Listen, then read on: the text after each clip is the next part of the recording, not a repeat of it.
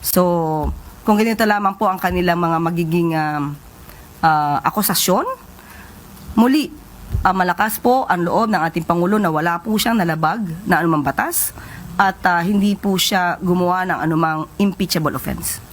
Walang nilabag na anumang batas si Pangulong Ferdinand Marcos Jr. Ito ang paninindigan ng palasyo kasunod ng pagsasampa ng panibagong impeachment complaint laban sa Pangulo ng Makabayan Bloc.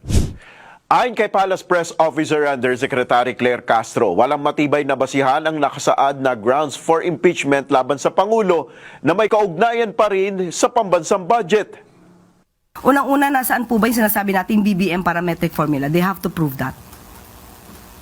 Okay? Pangalawa po, yung sinasabi yung pork barrel.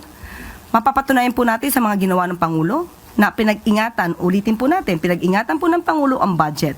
Marami pong na-veto at ang binigyan niyang utos noon sa DBM ay magkaroon ng conditional implementation.